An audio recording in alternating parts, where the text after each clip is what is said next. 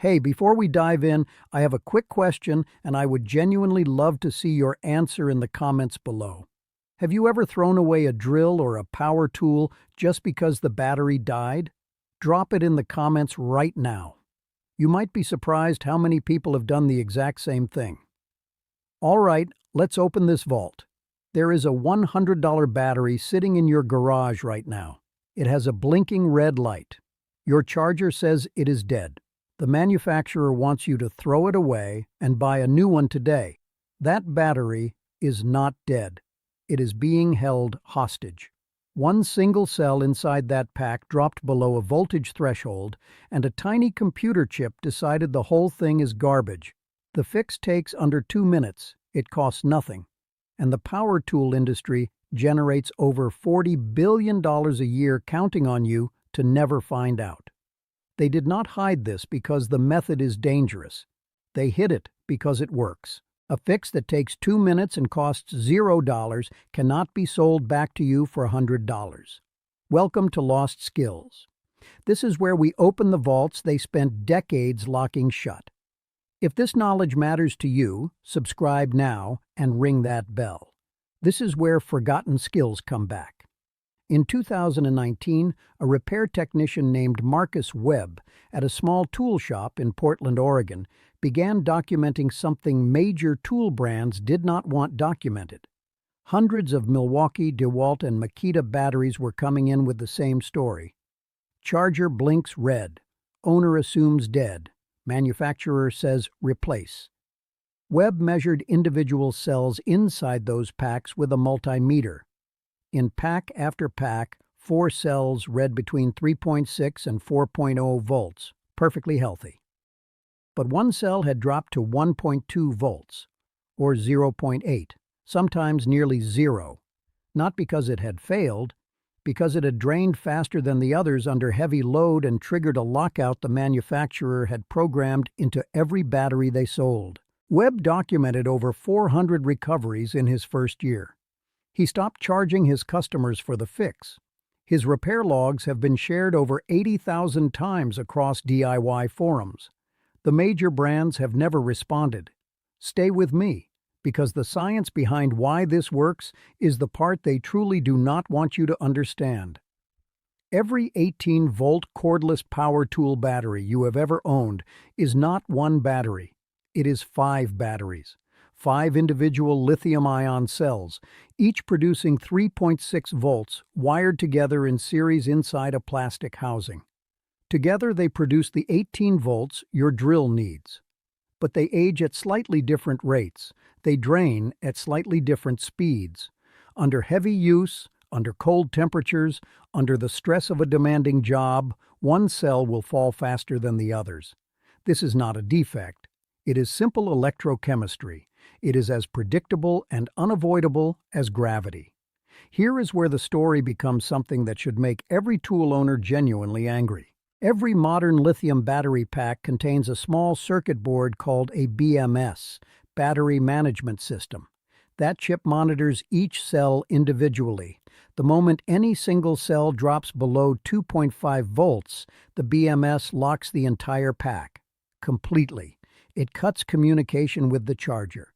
Smart chargers, every charger sold with premium brands in the last 15 years, are designed to handshake with the BMS before sending current.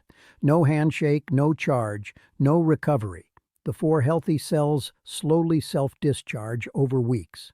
What was a software lockout caused by one weak cell becomes a genuinely dead battery that cannot be saved. The industry calls this a safety feature, and they are not entirely wrong. The BMS prevents thermal runaway, the chain reaction that causes lithium fires. That protection is real.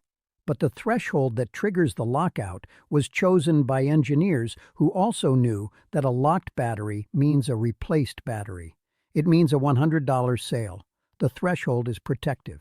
The decision not to tell you how to reset it is not. If you have made it this far, you already know more about battery engineering than 99% of people who own power tools. Subscribe and share this with someone who has a dead battery in their garage right now. The vault is open.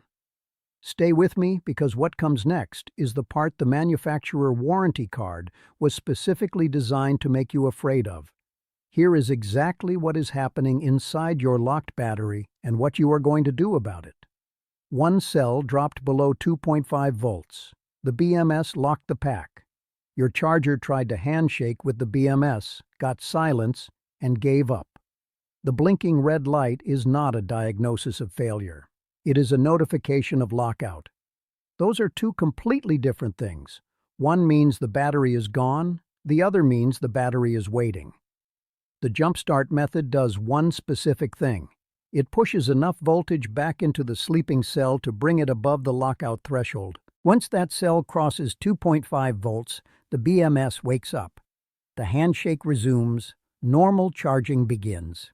You need three things: a multimeter, available at any hardware store for under $15, a healthy battery of the same voltage or a DC power supply, and two short pieces of wire with alligator clips. That is the entire tool list. Step 1. Diagnosis. Open the battery casing. On most Milwaukee, DeWalt, and Makita packs, 4 screws on the base. Inside are 5 cylindrical cells connected by thin metal strips. Touch the multimeter positive probe to each cell positive terminal in sequence. 4 will read 3.4 to 4.2 volts. 1 will read something much lower. That is the hostage. Write down its position. You have found the problem. Step 2. The jump start. Connect the positive terminal of your healthy battery to the positive terminal of the sleeping cell. Connect negative to negative. Hold that connection for 30 to 90 seconds. Watch the multimeter reading climb. You are looking for the voltage to cross 2.5 volts. The moment it does, the BMS threshold is cleared. That cell is awake. Step 3. The recovery charge. Disconnect your wires. Reassemble the casing. Place the battery on your original charger. Within 10 to 30 seconds, the light that was blinking red will shift. Solid red means active charging. Green means normal cycle. Either response means the BMS handshake succeeded. Normal charging now proceeds exactly as it did when the battery was new. Step 4. The balance. After the first full charge completes, run the battery through one complete discharge under normal tool use, then charge again from empty to full.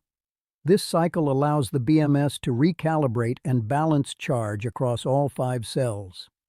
After this single balance cycle, the restored battery performs at between 80 and 95% of its original rated capacity in documented recoveries. A contractor in Houston documented this process on his job site in 2023. He had 11 Milwaukee M18 batteries his charger refused to touch. He spent one afternoon working through this method. 9 of the 11 came back to full function. 2 had physically swollen cells and were discarded correctly. He calculated $870 in replacement costs that he did not spend that afternoon. Those 9 batteries were being thrown away because of software. Now, I need to be direct with you about something important. If you open a battery casing and find any cell that is visibly swollen, bulging, or has a surface that looks warped or raised, close the casing and stop. Do not attempt to jumpstart a physically compromised cell. A swollen cell indicates internal chemical breakdown and possible separator failure. That condition is not a software lockout. That is a genuine safety risk. Dispose of that battery at a proper recycling facility. This method is for voltage-dropped cells only, cells that test low on a multimeter but show no physical damage. Every other cell that looks normal, measures below threshold, and lives inside an otherwise healthy pack is a candidate for recovery. The knowledge of how to read a battery management system and bridge a voltage gap with a parallel connection was standard content in vocational electronics programs through the 1990s. Then the power tool industry moved to proprietary battery platforms, sealed packs, locked firmware. Warranty terms voided the moment you opened the casing, not because opening was dangerous, Because opening meant seeing what Marcus Webb saw, that most dead batteries are not dead.